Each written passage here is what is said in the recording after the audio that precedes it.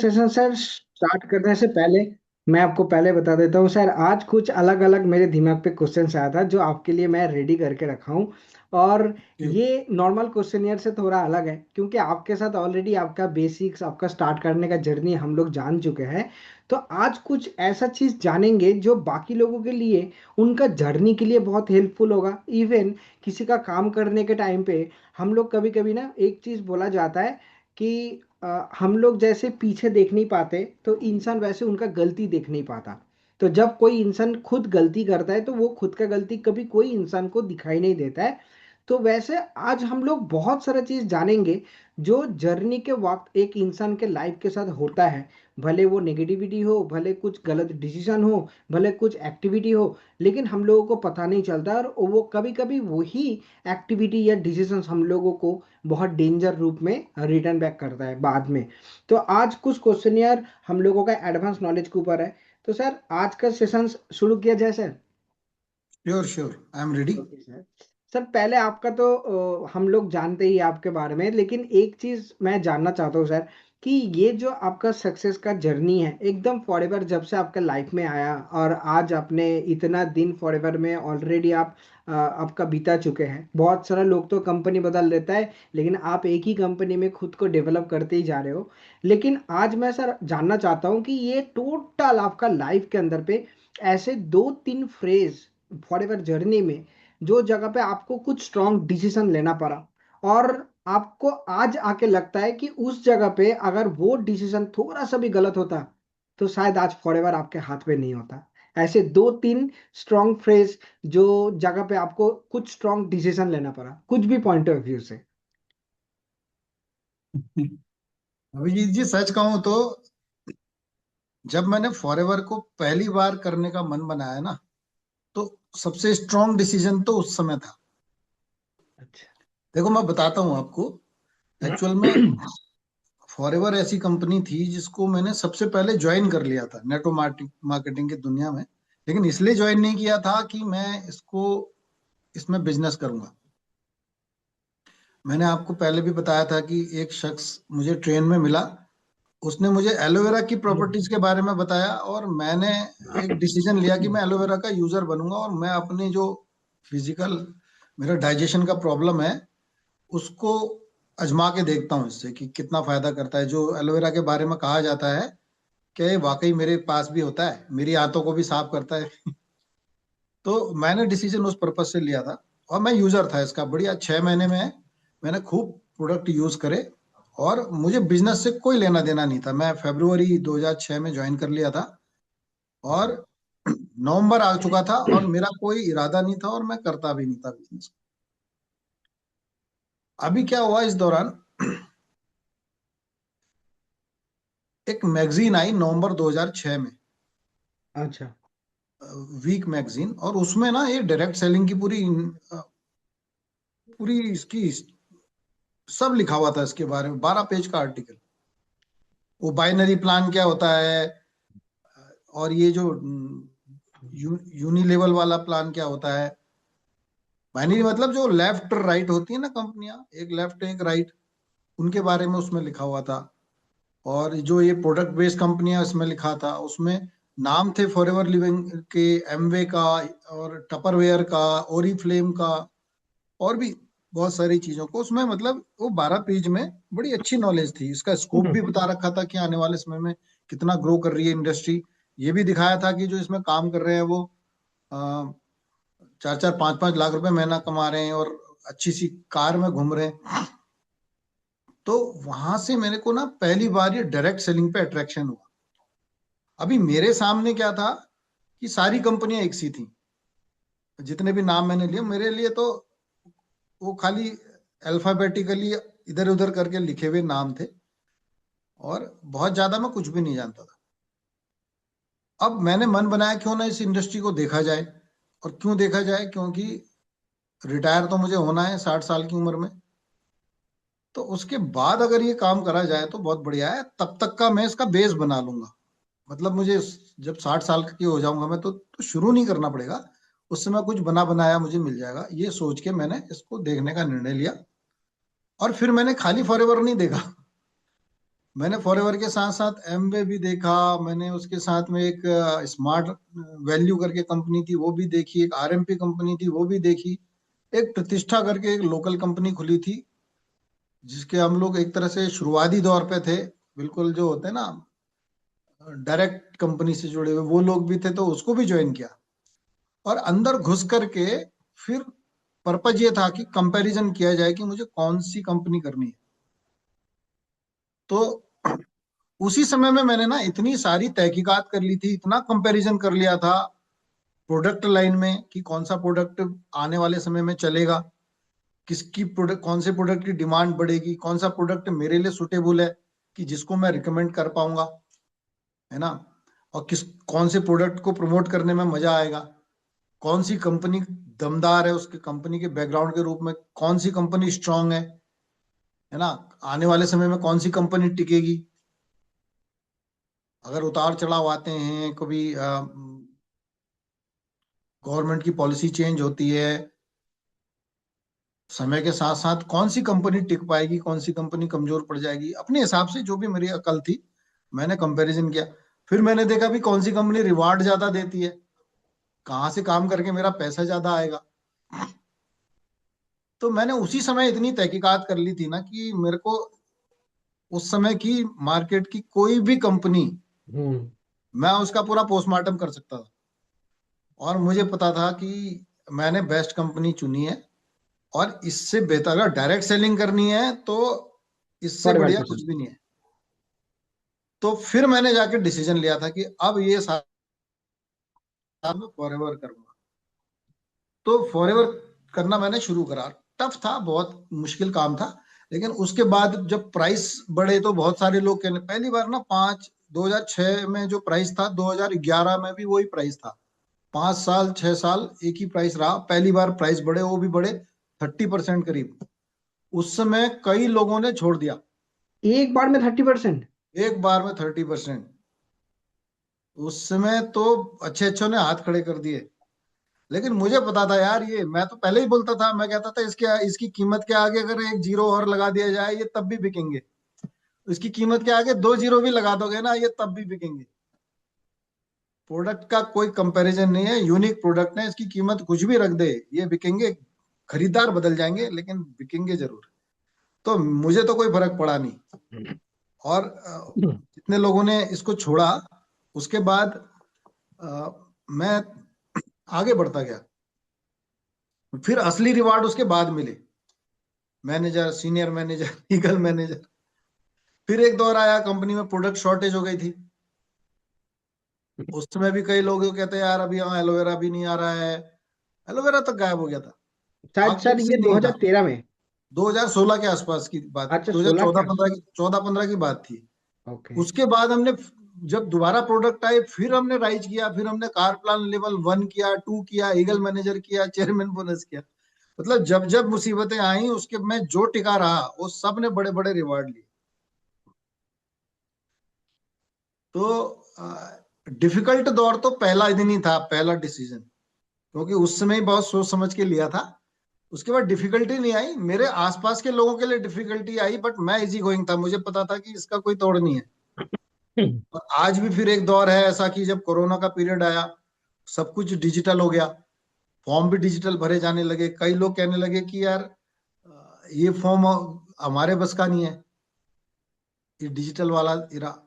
तो अब भी छोड़ के जा रहे हैं, अभी भी छोड़ के जा रहे हैं लोग, तो उनके लिए डिफिकल्ट है, बट मुझे पता है कि ये कुछ डिफिकल्ट नहीं है, क्योंकि यूनिक चीजों के लिए ना कोई कंपैरिजन नहीं होता। मैं फॉरएवर छोड़ करके अगर किसी दूसरी कंपनी में देखूंगा तो मुझे कुछ भी नहीं मिलेगा, ना मुझे प्रोडक्ट मिलेगा इसका जैसा तो छोड़ो, जो मुझे बेनिफिट दे सकता है ऐसा कुछ भी नहीं होगा।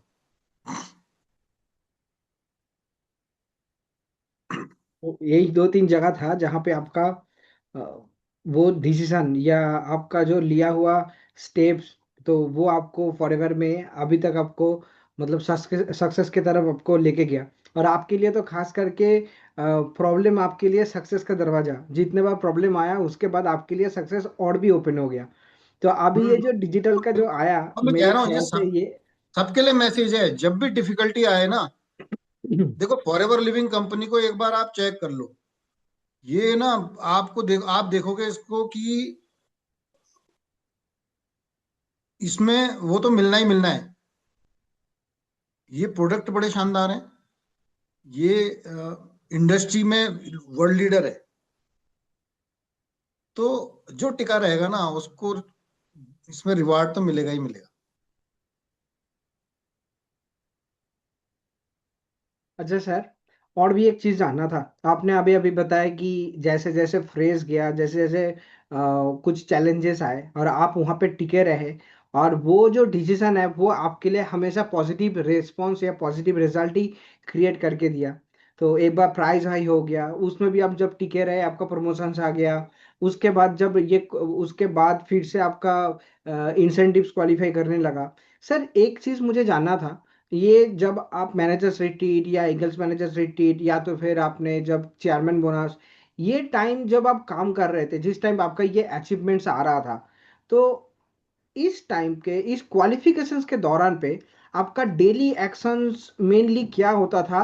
और मेनली क्या होता था, मैं जानना चाहता हूँ कि जो आपको उन लोगों से डिफरेंट कर दिया जो एवरेज लीडर है, जो लोग वो भी तो काम कर रहा था और आप भी काम करते थे, लेकिन आपका इतना सारा अचीवमेंट्स निकल गया लेकिन बहुत सारे लोगों का निकल नहीं पाया। तो वो आपका डेली एक्शन प्लान में क्या यूनिक चीज था? आ, एक तो क्या था ना, देखो, एक मेरे पास अच्छा यूजर बेस था, क्योंकि मैं प्रोडक्ट पे काम करता था। तो ओके। मुझे, और मेरी टीम में मैं हूं और ये डुप्लीकेट है। मेरे नीचे डायरेक्ट में जो लोग हैं, उनके नीचे जो लोग हैं, उनके नीचे लोग हैं, ये सब लोग ना, इनको 4 सीसी एक्टिव करने में कोई दिक्कत नहीं आती है। इनकी 4 सीसी के प्रोडक्ट तो यूजर ही उठा ले जाते हैं, क्योंकि प्रोडक्ट बेस पे काम किया। दूसरा क्या था कि मैं ना शुरू से, मैं महीने में एक मीटिंग अपनी रेगुलर करता था अपने दम पे। वो तब से शुरू कर दी थी मैंने जब कोई नहीं आता था मेरी मीटिंग में, और वो मैंने लगातार रखी, चाहे कुछ हो जाए, जाड़ा हो, गर्मी हो, बरसात हो।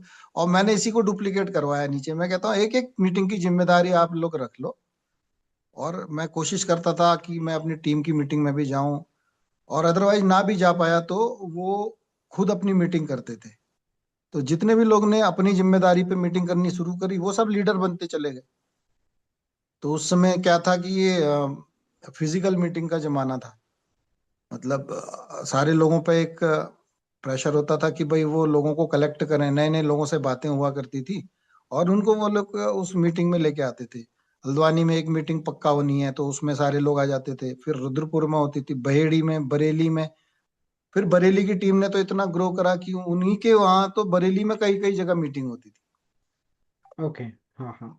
तो उन लोगों ने भी ये सारी अचीवमेंट्स हासिल करी। उन लोगों ने भी चेयरमैन, मतलब मैंने अकेला व्यक्ति नहीं था अपनी टीम में जो चेयरमैन बोनस लिया। मेरी टीम में कई लोगों ने लिए। इवन एक अर्जुन सिंह जी हैं, उन्होंने तो दो लेवल 2 भी लिया, 2 बार लिया, 3 बार लिया, लेवल 2 भी अचीव किया। और है अभी भी वो सारे लोग जो है ना, अपने आप में डिपेंडेंट नहीं है कोई भी एक अपलाइन पे, सब अपने सब दम पे इंडिविजुअल। लीडर है। ओके।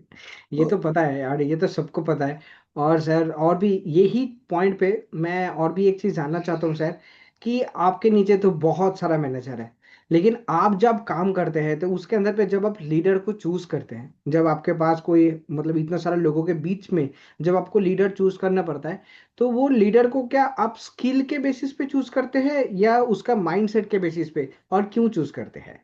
मतलब कि और जो भी पॉइंट है वो पॉइंट के ऊपर आप क्यों चूज करते हैं उनको लीडर? मैं तो मैंने तो क्लियर कट 4-5 पॉइंट बनाए हुए हैं।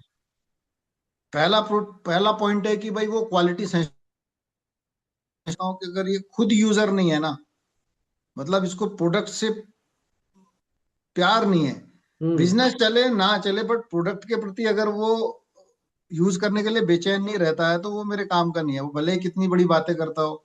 बड़े बड़े सेल्समैन भी आए, मैंने कभी उनको ना इम्पोर्टेंस दी नहीं। कहते थे मैं ये कर दूंगा, मैं वो कर दूंगा। मैं कहता था कुछ नहीं कर पाओगे भाई, ये नेटवर्क मार्केटिंग है, सेलिंग नहीं है। एक मिनट। हाँ, ये नेटवर्क मार्केटिंग है, सेलिंग नहीं है। तो यहाँ पे तो तभी सक्सेसफुल हो पाओगे जब खुद ही पहले यूजर होगे, यानी खुद को प्रोडक्ट बेच पाओगे तो दूसरों को कह पाओगे, नहीं तो मुश्किल है। तो पहली क्वालिटी की यूजर होना चाहिए, प्रोडक्ट से प्यार होना चाहिए, क्वालिटी सेंसिटिव होना चाहिए मतलब। दूसरा, उसको ना उसकी ड्रीम होनी चाहिए कुछ बड़े। 40,000 के लिए जो काम करने आएगा यहाँ, वो ना डर जाएगा, कहेगा अरे 4 सीसी करना पड़ता है। जो लोग कहते हैं ना यहाँ पे काम करना पड़ता है, 4 सीसी हर महीने करना पड़ता है, तो ये सब वो लोग हैं जिनके ड्रीम छोटे हैं। अरे यार, अब ऑटो में बैठने के लिए जो किराया खर्च होता है ना, ऑटो रिक्शा में, टुक टुक में, तो उसमें और हवाई जहाज के किराए में तो फर्क होगा ना। अब जिसने एक मोहल्ले से दूसरे मोहल्ले में जाना है, वो तो रिक्शा ही ढूंढेगा, ऑटो ढूंढेगा। जिसने यहाँ से दिल्ली तक जाना है, वो कहेगा चलो यार रेल में चले जा, ट्रेन में चले जाते हैं, बस में चले जाते हैं। लेकिन जिसको यहाँ से न्यूयॉर्क जाना होगा, जिसको यहाँ से लंदन जाना होगा, वो ट्रेन तो नहीं ढूंढेगा ना। उसके बाद तो एक ही ऑप्शन है, हवाई जहाज, जिसका किराया ज्यादा है। उसको किराया ज्यादा नहीं लगेगा, क्योंकि वो वही वही पहुंचा सकता है, दूसरा तो कोई पहुंचा ही नहीं सकता। ट्रेन और अरे टुक टुक की तो कोई औकात ही नहीं है। तो टुक टुक, ट्रेन, हवाई जहाज छोड़ के टुक टुक में वही भागेगा जिसके ड्रीम छोटे हैं, जिसको एक मोहल्ले से दूसरे मोहल्ले जाना है, एक शहर से दूसरे शहर जाना है। बस ये बात है। Yes sir. और सर एक चीज आप नॉर्मली अगर आप बताएंगे, आपका एक्सपीरियंस है तो बहुत सारे लोगों के लिए ये आई ओपनिंग होगा कि फॉरएवर बिजनेस पे तो सब लोग आ जाता है काम करने के लिए, और बहुत सारे लोग काम शुरू भी कर लेते हैं, लेकिन आखिर में देखा जाता है कि ओनली 10% लोग ही कामयाबी तक पहुंचता है और 90% लोग बीच में कहीं पे अटक जाता है, वो वैराइटीज ऑफ रीजंस पे। तो ये जो अटक जाना होता है या आगे नहीं बढ़ पाना होता है, इच्छा है मतलब फॉरएवर करूंगा या जोश है, मोटिवेशंस भी है, लेकिन तब भी मतलब आगे बढ़ नहीं पाता, तो ये क्या क्या रीजंस हो सकता है सर जिसके लिए लोग अटक जाता है फॉरएवर में? देखो, रीजन यही है, पहला तो वो प्रोडक्ट, दूसरा मैंने कहा ड्रीम। अभी इसमें तीन चीजें और भी हैं। ये पहले प्रश्न का आंसर भी है, इसमें दूसरे का भी छुपा हुआ है।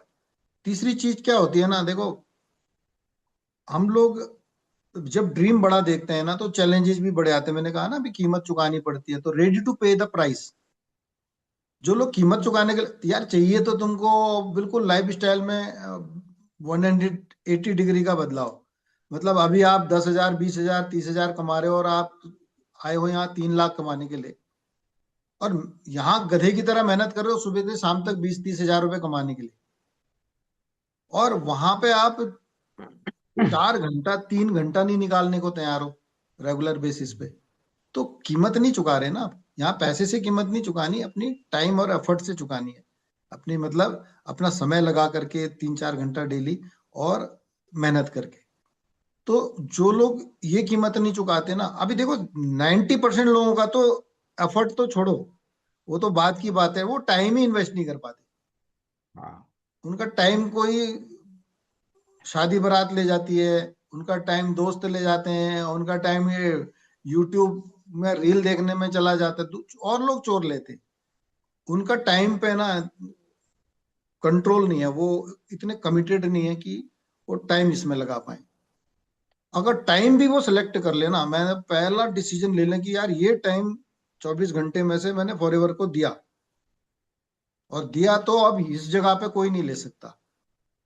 तो मैं चैलेंज कर रहा हूँ, बाकी प्लानिंग उसकी अगर आज नहीं भी है ना, वो सब कवर हो जाएगी, क्योंकि वो टाइम उसको खुद करवा लेगा काम, मेहनत भी करवा लेगा उससे।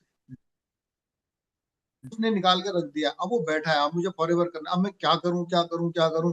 कभी कुछ निकाल के देखेगा फॉरएवर का, कभी, क्योंकि देना तो फॉरएवर में है, तो कभी कोई चीज पढ़ लेगा, कभी कोई प्लानिंग कर लेगा, कभी किसी को कॉल लगा लेगा, कभी प्रोडक्ट की चीजों को समझेगा।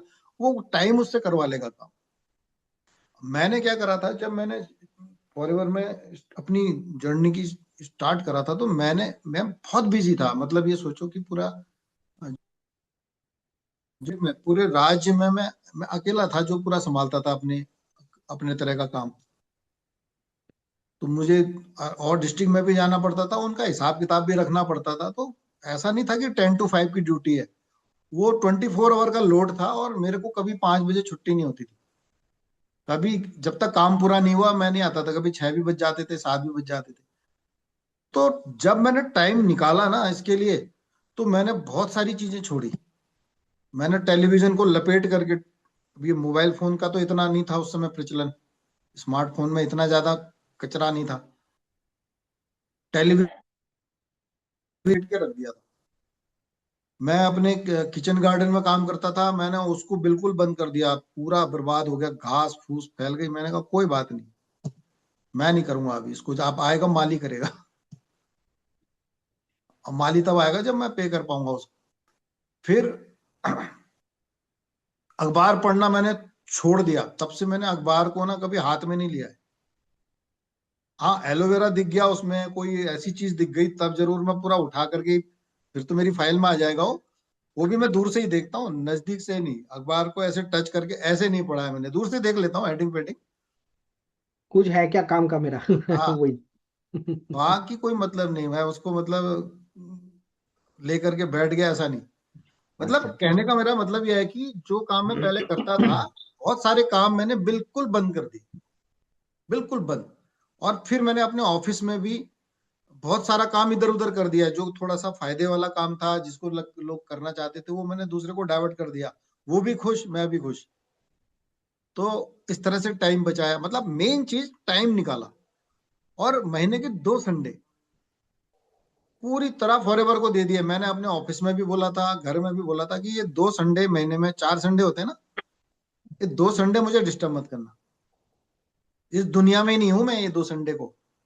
इस संडे को मतलब ये 2 संडे में तो मरना भी मत, मैं नहीं आ पाऊंगा।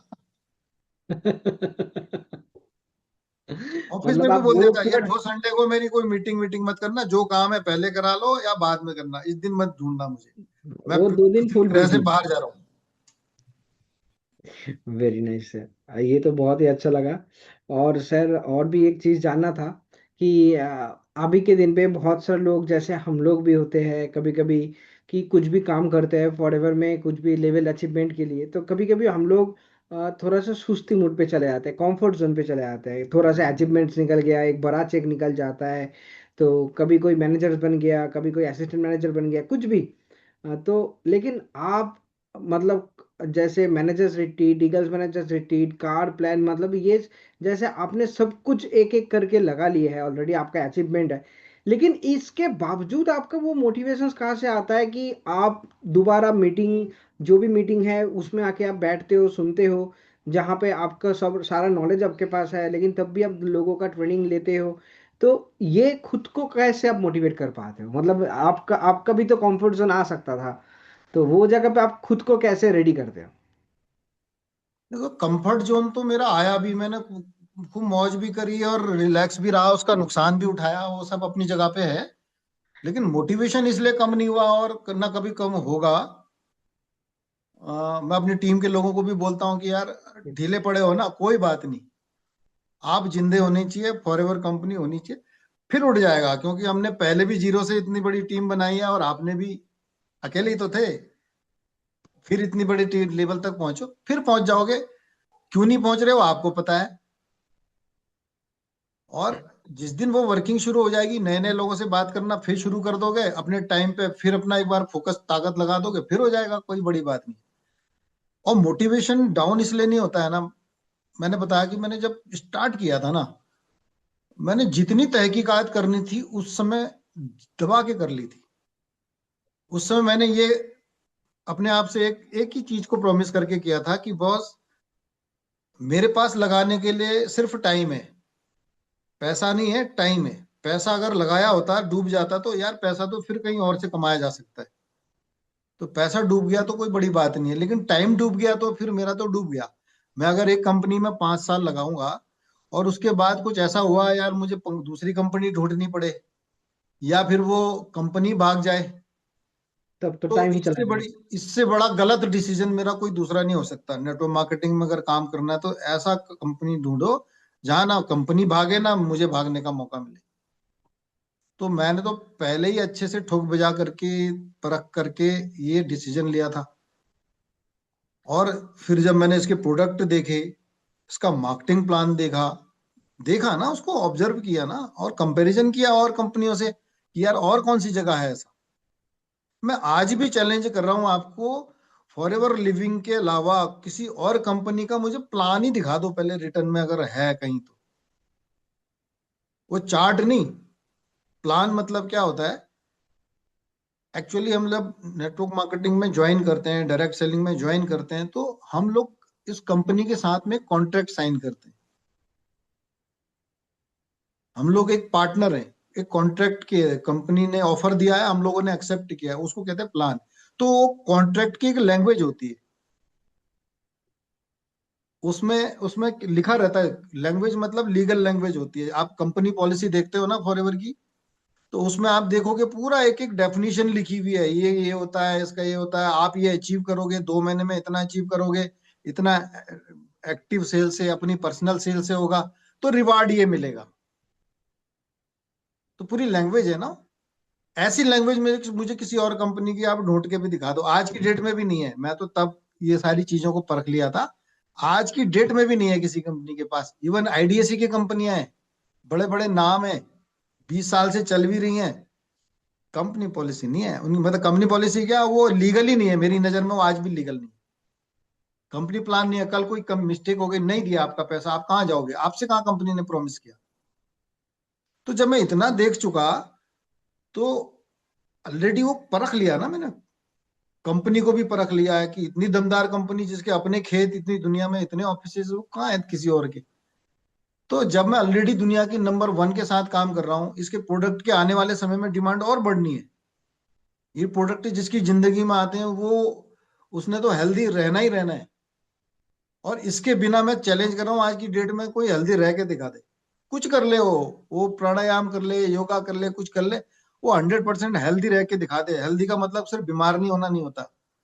उसके चेहरे की रौनक देखो, उसका एनर्जी लेवल देखो, नहीं हो सकता है, पॉसिबल ही नहीं है, कुछ है ही नहीं। तो जब सब कुछ ऑलरेडी पता है, तो भैया इसको छोड़ के जाने का या इसमें डिमोटिवेट होने का तो मतलब ही नहीं होता। ये तो मेरा और फॉरएवर का एक ऐसा रिलेशन है, और जिसने मतलब वो रिलेशन ही मोटिवेशन है अपने आप में। दुनिया की बेस्ट चीज वो मेरे पास है, कितना बड़ा मोटिवेशन है। और फिर दूसरा मोटिवेशन ये होता है कि यार, रैक्स जिसने ये कंपनी बनाई, उसकी सोच देखो ना कितनी बड़ी थी। मैं जानता हूँ कि आने वाली जनरेशन रैक्स का मुकाबला नहीं कर सकती, लेकिन रैक्स जो चीज बना के छोड़ गया, और जिस चीज ने हमारी लाइफ में इतना बड़ा परिवर्तन ला के दिखा दिया, तो आज तो मोटिवेशन ये है कि अगर कंपनी कहीं डाउन भी होगी ना, तो हमारे कंधे हैं उसको संभालने के लिए, क्योंकि कंपनी ने हमको इतना कुछ दिया है। हम कंपनी को संभालेंगे भाई। कंपनी तो अभी, हालांकि मैं बहुत बड़ी बात कर रहा हूँ, लेकिन अंदर से मोटिवेशन की बात कर रहा हूँ। यार कंपनी ने हमको वो टाइम पे वो संभाला है, वो कदर करी है हमारी। जैसा अपने माँ बाप करते हैं ना बच्चों के लिए, तो बच्चों के मन में भी आता है कि यार माँ बाप को जरूरत पड़े, तो कंपनी के लिए हम खड़े हैं यार। तो मोटिवेशन कहाँ होगा? छोड़ के जाने की तो बात ही नहीं है भाई। मोटिवेशन इसलिए है कि अब कंपनी हमारे माँ बाप की तरह है। वो हमारे जो लक्ष्मण सिंह खड़ास जी कहते हैं ना, मेरे डायरेक्ट में सीनियर मैनेजर हैं, वो कहते अच्छा। हैं मेरे दादाजी हैं रैक्समोन। हाँ, मेरे दादाजी हैं, मेरे दादाजी की प्रॉपर्टी है ये इतनी बड़ी, उन्होंने मेरे को, मैं दादाजी का अमीर हूँ, मैं अमीर दादाजी है मेरे, तो मैं भी अमीर हूँ। वो मुझे विरासत में मिला है उनके। तो ये तो ये एक फैमिली बिजनेस है। फैमिली के लिए फॉरएवर के हैं, फॉरएवर हमारे बाप दादा की प्रॉपर्टी है। तो ये सर। मोटिवेशन तो रहना है, नाज तो रहना है। हमारी जी। आइडेंटिटी आज फॉरएवर से है। हाँ सर, वो तो है ही, सच में। और सर एक चीज और भी, बहुत सारा तो सवाल है ही। एक दो चीज जानना था सर, कि मान लीजिए कि अगर आपका फॉरएवर का जर्नी आज से 20 साल पहले ना होके, अगर आपका फॉरएवर का जर्नी 2026 में चालू होता, अब भी अगर आप अब भी ज्वाइन करते, तो दुनिया में बहुत सारा चीज बदला है। जैसे टेक्नोलॉजी बदला है, प्रोसेस बदला है, तो काम करने का टेक्निक्स भी बहुत सारा चीज बदला है। तो आपको क्या लगता है कि आपके टाइम पे, जो फॉरएवर करने के टाइम पे एकदम बेसिक्स में जो चीज सीखना पड़ता था, अगर आज आप ज्वाइन करते, तो आपके हिसाब से ऐसा क्या 3 स्किल है जो आपको डेवलप करना पड़ता आज के दिन में ये काम शुरू करने के लिए? हाँ, ये तो बहुत बड़ा बड़ा क्वेश्चन है, और बढ़िया क्वेश्चन है। देखो, ऐसा है ना, मैं 2006 में ज्वाइन करा था, और 2007 में मैंने काम करना शुरू किया था। तो उस समय मुझे जो समझ में आया था वो सिंपली ये आया था कि बॉस ये प्रोडक्ट शानदार है, कंपनी शानदार है, प्लान शानदार है, मुझे ना यूजर बनाने हैं, मुझे टीम बनानी है। तो उस समय क्या था, यूजर बनाने के लिए, टीम बनाने के लिए मुझे लोगों के पास जाना है। तो मैं उस समय लोगों को ढूंढने के लिए कहाँ जाता था, मैं मॉर्निंग वॉक के रास्तों में जाता था। आज एक महीना इस ट्रैक में गए, जितने लोगों से दुआ सलाम करी, रिलेशन बने, फिर दूसरे ट्रैक में जाके चल दिए। मैं राशन लेता था एक दुकान से, दूसरी दुकान से, तीसरी दुकान से, तो ऐसे करके जिससे मेरी बात बन गई वहां टिक जाता था, जिससे बात नहीं बनी आगे बढ़ जाता था। मैं जितने स्कूल थे उनके ओनर जो है ना, उनको मैं पर्सनली मिल लिया। जितने पेट्रोल पंप थे उनके ओनर को पर्सनली मिल लिया। मैं बैंक में लाइन में लग जाता था, 1 घंटा ऑफिस से खसक के आए, बैंक में लाइन में लग गए, कोई काम नहीं है, और पीछे वाले से कहा आगे आ जाओ, उसमें से देखा इस लाइन में कोई अपने मतलब का है, उसके बगल में खड़े हुए, थोड़ी दुआ सलाम करी, बातें करी, उससे नंबर नंबर एक्सचेंज कर लिए, बाद में अपना बात करते रहे। मतलब पर्पज क्या था, लोग ढूंढने के लिए हम इतने सारे उपक्रम करते थे। हमको ज्यादा लोग जहाँ चाहिए। मतलब कहीं पे भी लोग मिले वहां पे आप हैं। हाँ, लोग कहाँ कहाँ मिल सकते हैं, जो मेरे प्रोडक्ट को समझें, जिनकी जेब में इसको खरीदने का मतलब एक पैसा हो। पैसा भी हो। और मुझे लीडर भी चाहिए थे। और मैं अलग अलग जगह करता था ये काम में, मुझे पता था कि ये उत्तर में करना है, ये दक्षिण में करना है, मैप बना करके ना, इस एरिया में एक आदमी चाहिए, इस एरिया में एक आदमी चाहिए, इस शहर में एक आदमी चाहिए, 3 शहर मैंने चुने हुए थे। तो हमको लोग चाहिए, और ऐसा नहीं, ये बिल्कुल क्लियर था कि यार हम गधे को घोड़ा नहीं बना सकते, हमको घोड़े ढूंढने हैं। किसी के माथे पे नहीं लिखा हुआ है, मुझे लोगों से बात करनी है, मुझे डिसीजन उसका है, मेरा काम है बात करना। और अगर सामने वाला फॉरएवर के लिए बना है तो वो अट्रैक्ट हो जाएगा, वो फॉरएवर के लिए नहीं बना है, ऊपर वाले ने ठान रखी है कि इसको फॉरएवर समझ में ना आए, तो मैं लाख कोशिश कर लूं तब भी नहीं समझ में आएगा। लेकिन ऊपर वाले ने अगर ठान रखा है, वो खुद इंतजार कर रहा होता था कि यार, कौन तो आएगा और मुझे कहता था बताएगा। तुम्हें तो जैसे ईश्वर ने भेजा है मेरे लिए। मैं तो चाह रहा था कोई चीज ऐसी मिल जाए, मैं तो खुद तलाश कर रहा था। तो कहने का मतलब क्या है, कोई मेहनत का काम नहीं है, ये सिर्फ ये है कि इससे पहले कि कोई कोई व्यक्ति इंतजार कर रहा है फॉरएवर का, ऊपर वाले ने पहले से लिख करके रखा है कि ये व्यक्ति वो फॉरएवर करेगा। उस व्यक्ति तक पहले आप पहुंचते हो या कोई दूसरा पहुंचता है, सवाल सिर्फ इतना है। इससे पहले कि कोई दूसरा पहुंचे, आप पहुंच जाओ। अब आज की डेट में क्या है, अभी देखो हम कोरोना, एक एक इरा है, बिफोर कोरोना और आफ्टर कोरोना। पूरी दुनिया एक झटके में चेंज हो गई। वैसे तो धीरे धीरे हो ही रही थी, लेकिन एक झटके में चेंज हो गई। उसके बाद हम लोग मीटिंग में, जूम में आ गए। अब हमको लोग कहाँ मिलेंगे, अभी आप जाओ पर्सनली लोगों के पास, तो अब इतना आसान नहीं है लोगों को। अब दूसरी बात यह है कि अब मैं सोचूं कि यार मैं बैंक में लाइन में लगूं, तो अब वो भी इतना आसान नहीं, क्योंकि वहां भी लाइन नहीं होती अब, ये वो सो। सब डिजिटल हो गया। रेलवे में चले जाओ, वहां लाइन होती थी, वो सब सब गायब हो गई। अब ओनर भी वहां में अपनी सीट पे नहीं मिलते, वो भी पता नहीं कहाँ घूम रहे हैं, वो भी इसी से डिजिटली कनेक्टेड है अपने स्कूल से। पेट्रोल पंप का मालिक नहीं मिल रहा वहां पे, वो सब सीसीटीवी रखी है, वहीं से देख रहा है वो अपने।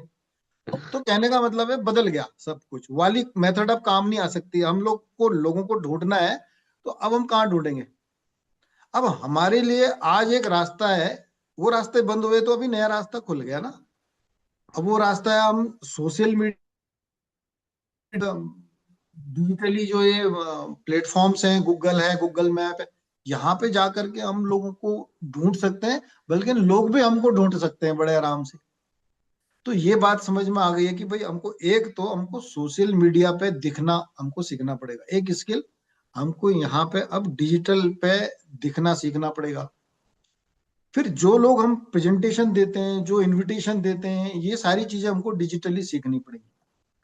तो उसके लिए यहाँ पे एक तो क्या है कि ये जो सोशल मीडिया का, जहाँ पे लोग मिलते हैं ना, इसको समझना और यहाँ पे अपना प्रेजेंस बनाना एक काम।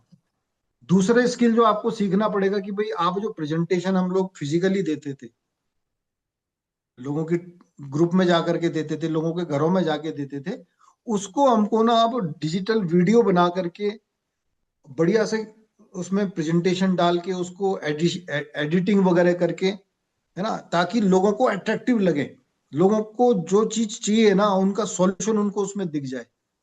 इसको बनाना सीखना पड़ेगा।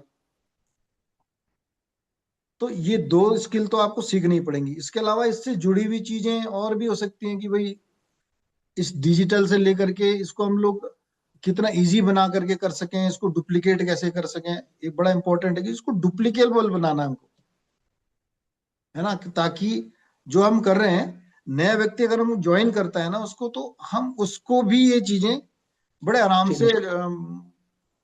मेन स्ट्रीम में ला सकें, उसको भी हम ना दिखा सकें कि अरे यार ये तो बड़ा इजी है, इसको तो मैं भी कर सकता हूँ।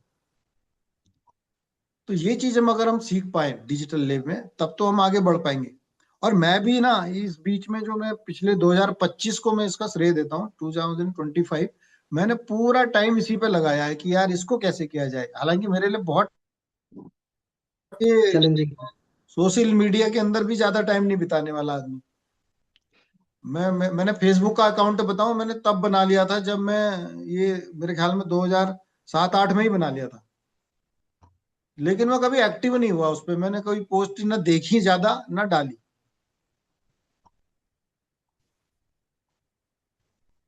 अकाउंट मेरे सब में शुरू के बने हुए, इंस्टाग्राम में नहीं था मेरा अकाउंट। हाँ, अदरवाइज बाकी एक्स जो है वो पहले कुछ और कहलाता था, वो चिड़िया बनी रहती थी जिसमें। वो तो ट्विटर। ट्विटर, ट्विटर में भी मेरा अकाउंट बहुत पहले का बना हुआ, बट मैंने इनको कभी यूज नहीं करा, मैं बिल्कुल दूर रहता था इनसे। लेकिन अब मुझे लगता है कि पहले इसको समझना है, यहाँ पे प्रेजेंस बनानी है। जितने भी प्रेजेंटेशन मुझे आते हैं, जितना भी मेरा एक्सपीरियंस है, इनको मैंने वीडियो फॉर्म में कलेक्ट करना है। अपनी अपनी टेस्ट मनी मैंने क्यों कराओ फॉर एवर, उससे पहले मैं क्या करता था, इन सारी चीजों को मैंने, मतलब डिजिटल क्या है, मैं इसको बोल रहा हूँ, मैं लोगों के सामने बोलता हूँ। अभी मैंने इसको कैमरे के सामने बोलना है और रिकॉर्ड कर लेना है। मैं लोगों के साथ में बोलता था तो मुझे हर बार बोलना पड़ता था। अभी ये एक बार बोल दिया ना, ये हमेशा काम करना है। अगर मैंने इसको यूट्यूब में डाल दिया तो हमेशा काम करना है। तो ये प्रेजेंटेशन मुझे ना कैमरे को इंसान समझ करके उसको समझाना है, ये मुझे सीखना है और इसको रिकॉर्ड करना है। और मैं इसको कितना बढ़िया एडिट एडिट कर सकता हूँ, ये चीज सीखनी है बस। सर, तो आपने तो बता दिए कि पूरा टेक्नोलॉजी अभी चेंज हो गया। अभी 2026 में नेटवर्क मार्केटिंग बिजनेस सेम है, पे आउट का प्रोसेस सेम है, मार्केटिंग प्लान भी सेम है, लेकिन काम करने का तरीका बदल गया। पहले घर से निकल के बाजार पे हम लोग शॉपिंग करने जाते थे, आज बाजार घर पे आ रहा है। पहले मूवी देखने के लिए हम लोग हॉल पे जाते थे, अभी टीवी में नेटफ्लिक्स चल रहा है। तो पूरा टेक्नोलॉजी जो बदल गया। अभी पहले हम लोग दौड़ते थे लोगों के पीछे, अभी टेक्नोलॉजी हो गया कि हम लोग घर पे बैठे रहेंगे, लोग कैसे हम लोग के पास आएगा। तो अभी ये मिक्स चल रहा है, ऑफलाइन भी है, ऑफलाइन भी है, ऑनलाइन भी है। सब कुछ का मिक्स लेकर गया हम लोगों को चलना है। लेकिन आपने सर बहुत अच्छे से अभी आपने बताया कि आज अगर 2026 में कोई ज्वाइन कर रहा है तो उनका माइंडसेट कैसे डेवलप करना चाहिए। तो ऐसा नहीं कि ऑफलाइन को बंद करके ऑनलाइन करो, ऑफलाइन को रख के ऑनलाइन को एडिशंस करो, नहीं तो ये बिजनेस लॉन्ग टाइम के लिए सस्टेन नहीं हो पाएगा। तो आपने आज बहुत अच्छे से इसका क्लियरिटी दी है। सर एक चीज़ जानना चाहता हूँ आपसे, आपका तो इतना अच्छा एक्सपीरियंस है, तो ये बिजनेस पे बहुत सारा अच्छा मैनेजर बन जाता है कोई, और कुछ लोग अच्छा लीडर बन जाता है। तो एक अच्छा मैनेजर कौन है और एक अच्छा लीडर कौन है, और ये दोनों के बीच में डिफरेंस क्या है? थोड़ा सेंसिटिव क्वेश्चंस है, तो इसलिए मैंने आपको पूछा कि एक क्लियरिटी आ जाएगा, तो ये दोनों आइडेंटिफाई भी लोग कर पाएगा कि एक एक अच्छा मैनेजर, गुड मैनेजर और गुड लीडर। तो what is the different in दोनों के बीच में? देखो मैनेजर तो एक लेवल है फॉरएवर में। अगर आप अकेले काम करना शुरू करते हो तो धीरे धीरे आपकी टीम बनती है, 2-4 लोगों की टीम बन गई तो आप सुपरवाइजर बन जाते हो। फिर उनकी भी टीम बन गई तो आप ऑटोमेटेड ही असिस्टेंट मैनेजर बन जाते हो। आप कुछ स्पेशल नहीं करते, आप सिर्फ सुपरवाइजर बनते हो। आपकी टीम सुपरवाइजर बनती है तो आप असिस्टेंट मैनेजर बन जाते हो और फिर मैनेजर बन जाते हो। तो मैनेजर तो आपकी टीम बढ़ती जाएगी। भले देखो आपने सिर्फ बताना शुरू किया, आपने बस सुपरवाइजर बनने के लिए जोर लगाया, लेकिन आपकी टीम में अगर कोई बंदा और, आप तब भी मैनेजर बन जाओगे। तो मैनेजर एक लेवल है पर आपकी टीम ग्रो हो रही है। अगर आपकी टीम में एक्टिव बिजनेस करने वाले, अगर एग्जैक्ट कैलकुलेशन से देखें तो 15 लोग होते हैं, तो आप मैनेजर हो, बन ही जाओगे, कोई ताकत नहीं रोक सकती। आपकी टीम में एक असिस्टेंट मैनेजर हो गया और उसके अलावा आपके एक दो बंदे और हैं, तब भी आप मैनेजर बन जाओगे, क्योंकि उनके दम पे आप मैनेजर बन जाओगे। लेकिन लीडर जो है ना, लीडर का काम, उसकी उसकी रेस्पॉन्सिबिलिटी है, वो एक तरह से अपनी टीम के लिए ना एक आगे बढ़ करके उसको देखभाल करके क्या करना है, क्या नहीं करना है, किस स्पीड से चलना है, कब रुक जाना है, ये सारी चीजों का वो खुद आगे रह करके पहले एक्सपीरियंस करके तब अपने पीछे लोगों को लेकर के आता है। मतलब एक उदाहरण प्रस्तुत करता है वो, और अपने हर टीम के लिए रेस्पॉन्सिबिलिटी लेता है हर चीज की। मीटिंग होनी है तो उसमें सबसे आगे वो दिखाई देगा, पहले खुद करके दिखाएगा और फिर जाकर के अपने लोगों को बोलेगा कि तुम भी करो। मतलब खुद एग्जाम्पल बना। दूसरा क्या होती है कि इसमें लीडर की एक खासियत और होती है कि वो अपनी टीम में ना हर एक से कनेक्शन बना के रहता है, किसकी क्या जरूरत है, कहाँ पे कौन व्यक्ति कमजोर पड़ रहा है, क्या इसको हेल्प की जरूरत पड़ेगी, इसकी कमी क्या है, इसको किस चीज की जरूरत है, कौन से सपोर्ट की जरूरत है, इन सारी चीजों का वो ख्याल रखते हुए चलता है। वो स्ट्रेटेजी बनाता है, वो प्लानिंग करता है, सिर्फ टीम के लिए जीता है। मतलब एक लाइन में कहूं तो वो शुरू में मेरा ड्रीम कहता है ना एक व्यक्ति, और जब लीडर बन जाता है ना तो फिर वो मैं से हम में आ जाता है, तो एक तरह से डाइल्यूट हो जाता है।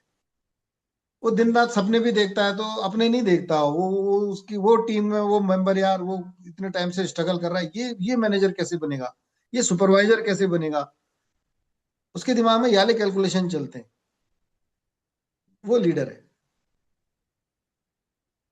तो बिजनेस लॉन्ग टाइम दोहराने के लिए एक अच्छा लीडर चाहिए। लीडर लीडर बनना जरूरी। एक अच्छा लीडर बनना चाहिए। मैनेजर तो हो ही जाएगा, एक अच्छा लीडर डेवलप करेगा तो मैनेजर हो ही जाएगा। लेकिन बिना लीडरशिप डेवलप करे, आप जैसे बता रहे थे, टीम के अंदर पे अचानक 15-20 लोग आ जाए और तब भी कोई भी एक मैनेजर भी बन सकता है। लेकिन एक अच्छा लीडर बनेगा तो वो लॉन्ग टाइम के लिए इस गेम के अंदर पे है। वेरी मतलब बहुत ही अच्छा आपने ये क्लियरिटी दी है एक अच्छा मैनेजर और एक अच्छा लीडर के बीच में। तो सर और भी एक चीज मैं आपसे जानना चाहता हूँ कि आज ये बिजनेस पे जैसे बहुत सारे लोग आता है, अभी नया जनरेशन जैसे पहले जो आता था, मेनली मैंने जो नोटिस किया कि आज से अगर मैं 5-7 साल पहले या 5-7 साल पहले अगर मैं जाता हूँ, जैसे हम्म 2015 या 17, उस टाइम पे नेटवर्क मार्केटिंग का मतलब होता था कि जो लोग जॉब पे चला जा रहा है तो उन लोगों को पैसा फैमिली को मेंटेन करने के लिए सफिशिएंट नहीं हो पा रहा है, उन लोगों को जाके लोग अप्रोच करता था कि आप थोड़ा और इनकम कर लो। और for ever, for not only for ever, network marketing पे मैक्सिमम 35, 40, 45, 50, 55, 60 ये एज का ग्रुप सबसे ज्यादा दिखता था। लेकिन आज का जो टाइम है तो जैसे कोविड आ गया, कोविड के बाद से यहाँ पे यंगस्टर ज्यादा दिखने लगे। यंगस्टर का लिए एडवांटेज तो है कि इन लोगों का जोश ज्यादा है, इन लोगों का एक्टिविटी, नॉलेज, प्रोडक्टिविटी, ये सब में ये लोग बहुत तेजी से ग्रो कर पाता है। लेकिन एक नेगेटिव चीज है कि इन लोगों का पेशेंस लेवल बहुत कम होता है। अभी नया जनरेशन को चाहिए फास्ट, जो भी चाहिए वो जल्दी चाहिए। पहले हम पहले लोग बताता कि नेटवर्क मार्केटिंग पे अगर हम लोग 4-5 साल अच्छे से काम करेंगे तो हम लोग यहाँ से लाखों भी कमा पाते हैं। लेकिन आजकल के दिन में लोगों को चाहिए 6 महीने के अंदर पे मुझे लाखों रुपया चाहिए। तो ये जो चीज जोश लेके जब कोई आता है नेटवर्क मार्केटिंग करने के लिए, लेकिन जब उनको 5-6 महीना काम करने के बाद उनका डिजायर सक्सेस नहीं मिलता या उनका एक्सपेक्टेड जगह पे वो पहुंच नहीं पाता, या कुछ डिमोटिवेशन आता है या रिजेक्शन आता है, या उनका चेक अमाउंट ठीक से ग्रो नहीं किया या बीच बीच में अटक गया या नहीं आया 1-2 बार, तो उनका जो डिमोटिवेशन आता है, तो आपका क्या मैसेज है इन लोगों के लिए? जो लोग अभी नया है, उनको चाहिए जल्दी फास्ट रिजल्ट भी चाहिए, लेकिन उन लोगों के हाथ में ज्यादा टाइम भी नहीं है मतलब कि वो लोग इस पे पेशेंस लगा के रखे। तो आपका क्या मैसेज है उन लोगों के लिए? कुछ चीजें तो समय के साथ साथ बदलती हैं। आ, जैसे आपने देखा कि अभी पिछले डिस्कशन में कि हमारा लोगों को ढूंढने का तरीका 2007 में वैसा था, अभी सब डिजिटल ज्यादा आसान है और यहीं पर हमको लोग मिलेंगे। तो सब अपनी जगह पे ठीक है। लेकिन क्या है ना, बिजनेस तो बिजनेस रहेगा। बिजनेस में आप सोचो एक मैं उसको शॉर्ट टर्म बना दूं, वो बिजनेस शॉर्ट टर्म काम है ही नहीं। आपको थोड़ा इसको थोड़ा बहुत ऊपर नीचे कर सकते हो, लेकिन क्या है ना, ये लॉन्ग टर्म काम है। और फिर फॉरएवर जैसा बिजनेस, आप देखो ना, यहाँ पे प्रोडक्ट बेस्ड बिजनेस है। मैं एलोवेरा पीऊंगा, एलोवेरा 2007 में भी उसी स्पीड में काम करता था और आज भी उसी स्पीड में काम करता है। ऐसा नहीं है कि यार नई जनरेशन आ गई, इसको जल्दी रिजल्ट चाहिए तो एलोवेरा एक हफ्ते में ठीक करके दे देगा, नहीं हो सकता हो। एलोवेरा को आज से 5,000 साल पहले भी उतना ही टाइम लेता था अपने रिजल्ट देने में। और वो एलोवेरा इसीलिए जड़ी बूटियों का राजा कहलाता है। वो आज भी किसी की नहीं सुनता, वो कहता है जैसा मैं चाहूंगा वैसा ही होगा। Yes sir. और अगर ईमानदारी से देखा जाए नेटवर्क मार्केटिंग, तो यहाँ पे क्या होता है, एक सेटिस्फाइड यूजर जो होता है ना, वो रिकमेंड यस। करता है आगे। वो सेटिस्फाइड हो गया, उसको पता है कि प्रोडक्ट में दम है। तो दम है, पता कब लगेगा उसको? वो एक महीने में तो लग नहीं सकता, वो 6 महीने में भी नहीं लग सकता।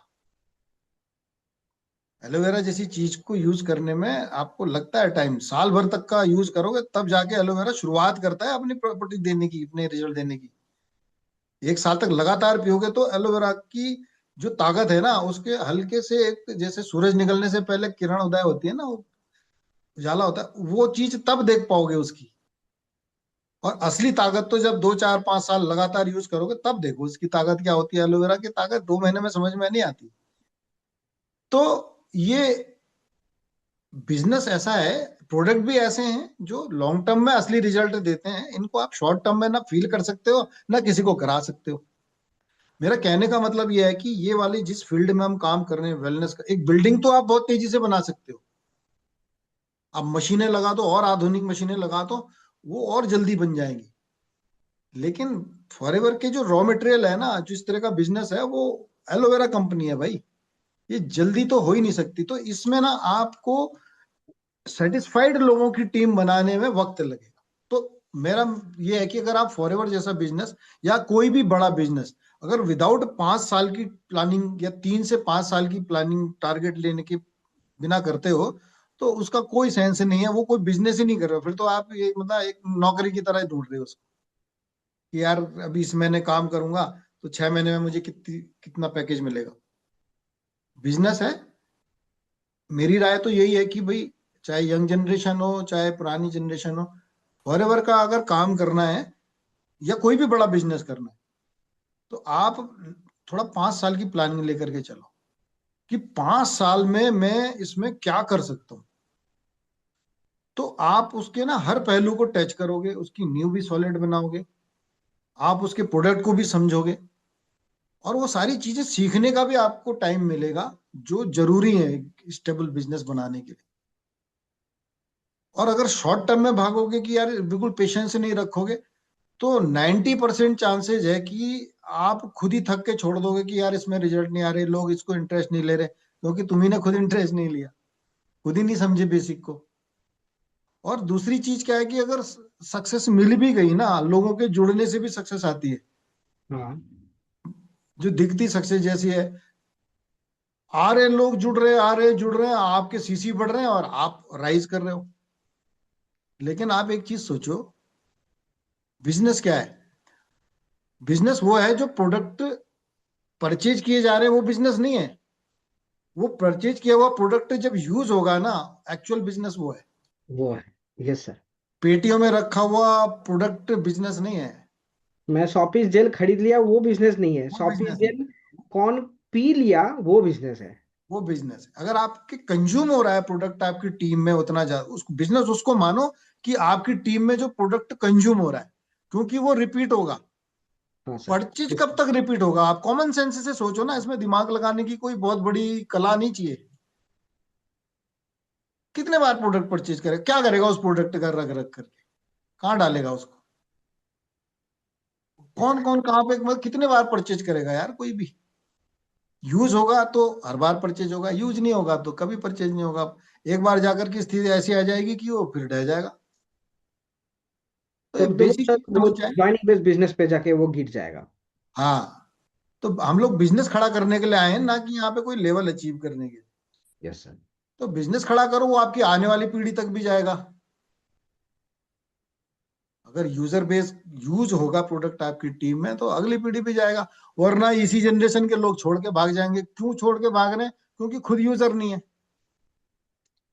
चीज ही देख रहे हैं बस कि मेरे कितने परचेज हो रहे हैं। अगर यूजर होता तो भाई साहब वो फॉरएवर का टूथपेस्ट के अलावा कौन सा टूथपेस्ट कर लेगा? फॉरएवर होगा का ही। बैटरी यूज करने के बाद कोई क्या दूसरा कर सकता है? कभी नहीं हो सकता सर। एक कभी बार नहीं। बढ़िया चीज खाने के बाद कोई क्या फिर से कचरा खाएगा, अपने मुंह में डालेगा, जिसको पेप्सोडेंट डालेगा फिर से? वो खुद यूजर हो तो भले ही काम ना करे वो, लेकिन बदलेगा नहीं। इसको छोड़ करके यार कोई बढ़िया सी कार खरीदने के बाद वो फिर कोई सेकंड हैंड कार थोड़ी ना, खटारा कार में थोड़ी ना जाता है कोई। ऐसा नहीं होता है। सर ऑलरेडी 10 हो गया है।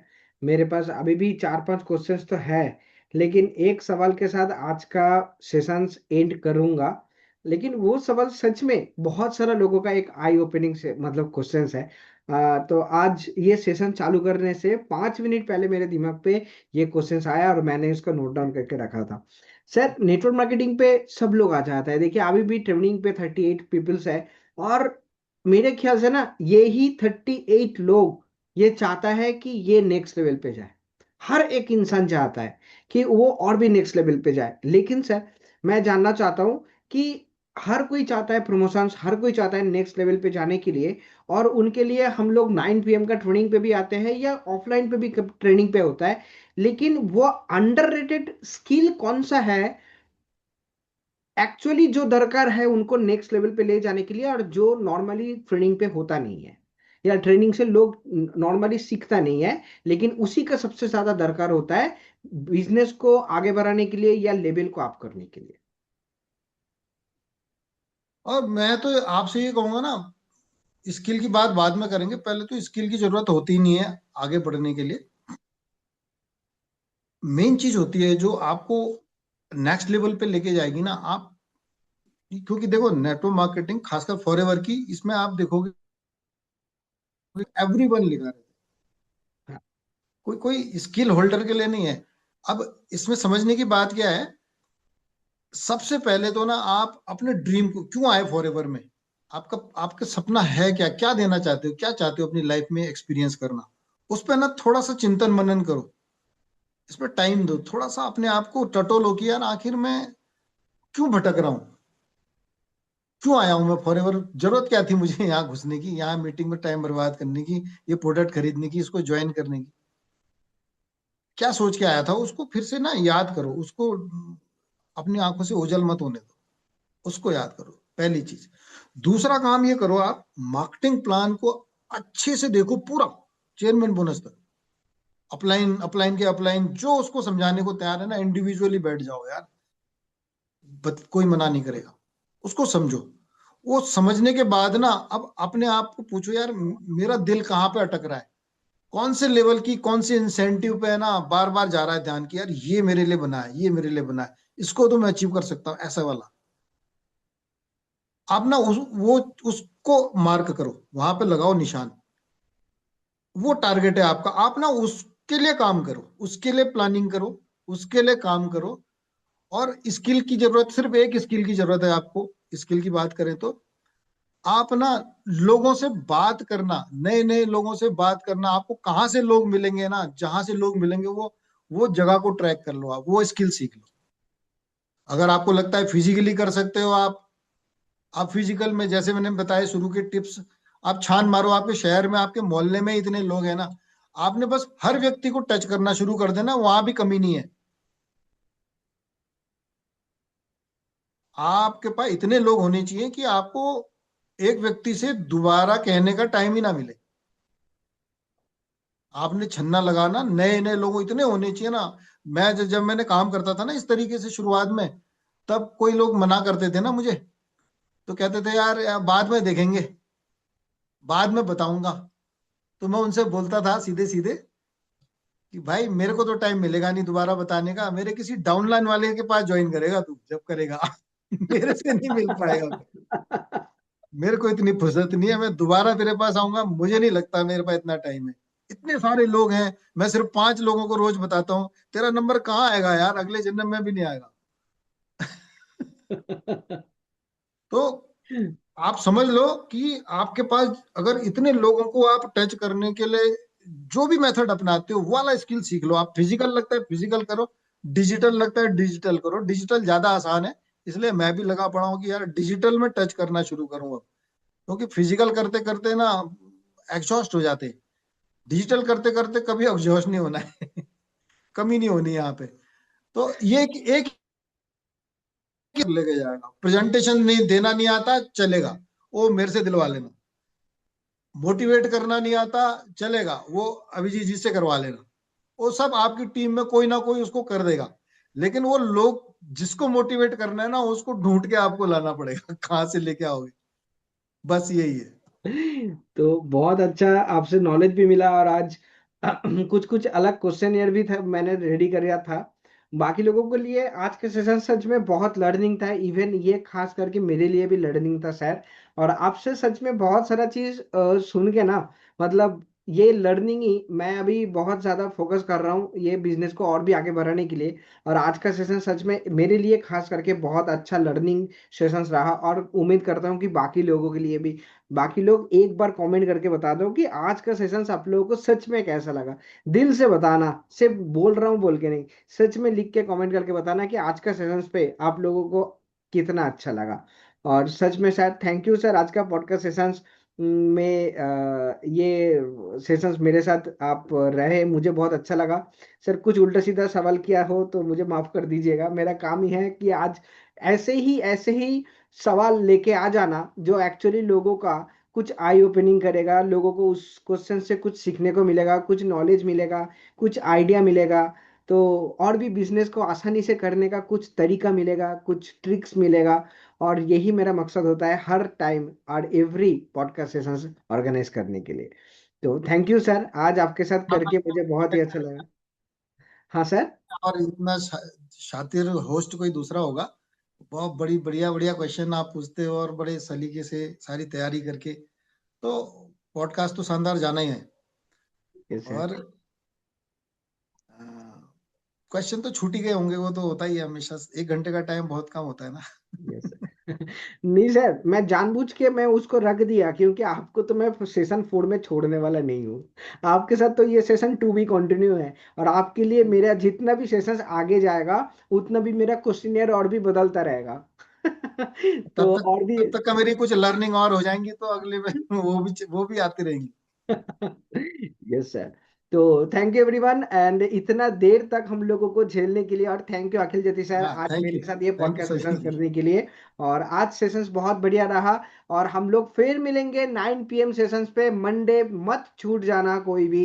क्योंकि इस महीने का सेशंस मैं खास करके बता रहा हूँ, इस महीने का टोटल सेशंस बहुत ही skill development and knowledge development के लिए है। और प्रैक्टिकल आप लोगों को काम कैसे करना है, हाउ व्हाट व्हेन, ये सब के ऊपर से फोकस्ड है। एवरी सेशंस अटेंड करो, और ये बिजनेस खुद से करने का हर नॉलेज आप लोग ये 9 PM का सेशन से ले सकते हो। और हम लोग कोशिश करेंगे अगले महीने से एक और सेशंस ऐड करने के लिए, वो है सवाल ही जवाब। आप लोगों का सवाल और हम लोग रहेंगे उसका जवाब देने के लिए, ताकि आप लोगों के मन के अंदर भी बहुत सारा क्वेश्चंस होता है जिनका शायद आंसर नॉर्मली कोई ट्रेनिंग पे आपको नहीं मिलता, लेकिन उस सेशंस पे हम लोग सुनेंगे आप लोगों का सवाल, और हम लोग यहाँ पे रहेंगे आपका जवाब देने के लिए। तो आज का सेशन यहाँ पे क्लोज करते हैं, आज का पॉडकास्ट पॉडकास्ट यहाँ पे क्लोज करता हूँ। Thank you everyone. Thank you Akhil Jyoti sir.